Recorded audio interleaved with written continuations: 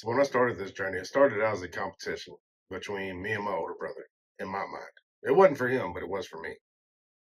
So my brother made some awesome whiskey barrel cabinets, and he sells them on like marketplace and stuff. But I was really interested in them because they just look cool.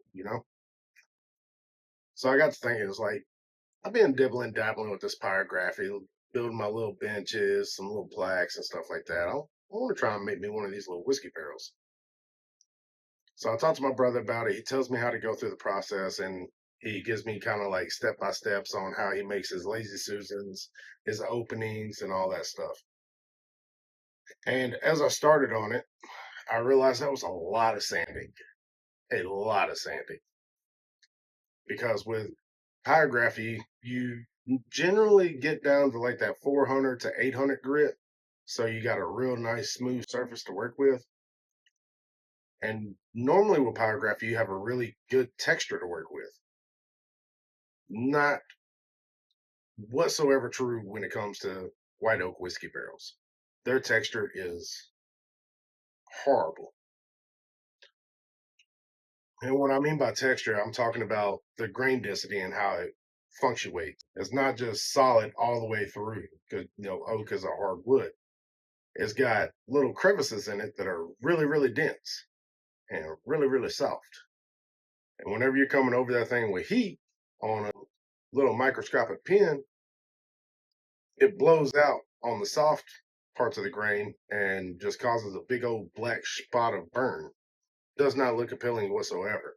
So I start on this barrel, and as I'm starting to add some stuff into it, the grass, the weeds, the cattails. The cattails were like part of my favorite part to add to it, so I put them everywhere around the top and bottom ring. And then I started adding in duck heads. This turned out pretty cool. Well, then I get to the middle, in which I had no plans on how I was going to make this thing appealing. I just knew I wanted to make something that my brother would be proven of, something that he would think was badass. So that's what I did. I went on Google and I started getting stuff all around, and I had no idea how I was going to place it. I was like, oh, that looks cool. That looks cool. I'm going to put this in here. And then I ended up with a guy leaned up on a tree that looks like a country bumpkin of Eminem. If Slim Shady was a redneck, you know? And now that I've seen it, I can't unsee it, and now you won't either. So I get all this stuff going on it, and I'm at the end of the barrel. My wife's taking the photos for me, and she's makes them look fantastic. And she takes just amazing photos. I wish I was as photogenic as she is when it comes to seeing it in the lens, but I'm not. And you'll be able to tell whenever you're looking at all this stuff what photos she took and which ones I took. Trust me. So fast forwarding, and I get this barrel about halfway done. I reach out to the Charlotte Ducks Unlimited, and I was like, you know what? I'm trying to see if they want to buy this thing because it looks pretty cool. And I ended up messaging them on Facebook. They ended up emailing me back like 2 or 3 months later, I think it was, if that.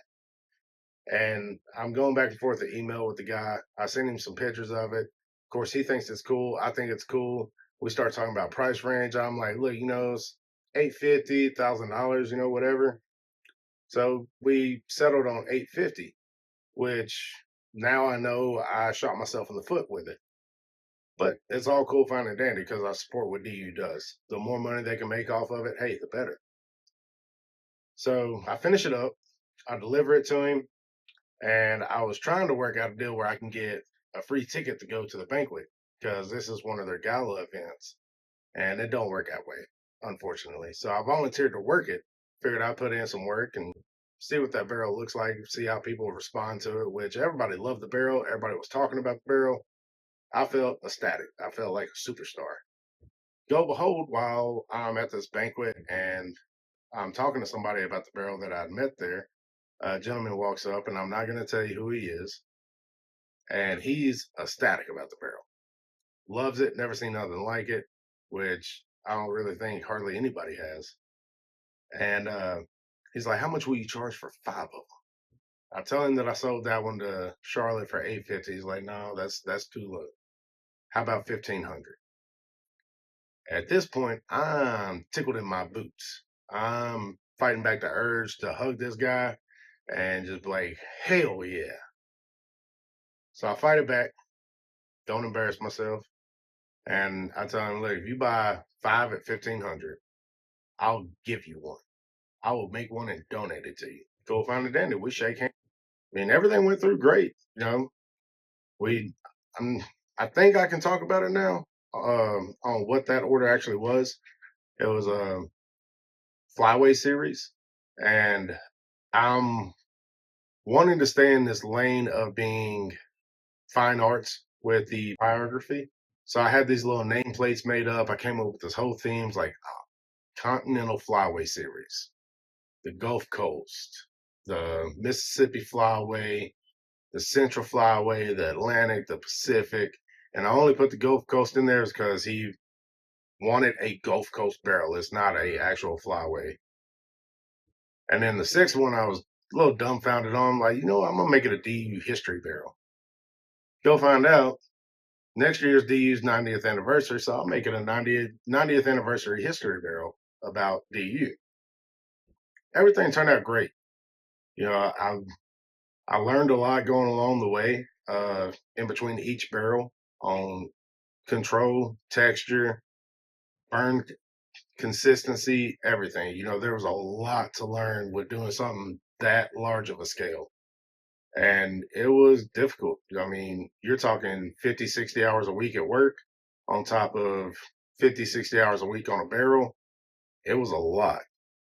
But I made the deadline, got everything delivered. They loved it. I loved it. Everybody loved it. And I really hope that it does raise some money for DU. I have another order now that is 4 more, and the pricing on those had changed. So, you know, I upped the scale because I knew what my time was worth, and I know the amount of work now that goes into it. And, for this particular client, I sold them to them for 4,200 a barrel. And that is again 50% off of retail value. Each barrel is taken between 200 to 300 hours. But this isn't a craft thing. This is not something that a lot of people really want or can afford, and I know that. But I can only make logically about 6 to 8 of these a year, maybe. And that's doing 120-hour weeks between my day job and my wood burning. So if I'm devoting that much time, then yes, I'm going to charge a premium. And everybody can respect that and anticipate that, especially for the time and the skill that goes into doing this. It's just something really fun and really awesome, and it's therapeutic to me. I love doing it. I really hope y'all enjoy seeing the progress of this channel because I will be doing a lot more of this type stuff. I'm going to be trying to post about one long video a week, maybe once every 2 weeks, depending, because like I said, I do work a lot of hours. And I really appreciate y'all sticking around and watching. If y'all would, I would greatly appreciate you hitting the like button and subscribing to the channel just to watch how this thing goes and see what kind of stuff I'm going to be working on next. Other than that, y'all have a good day.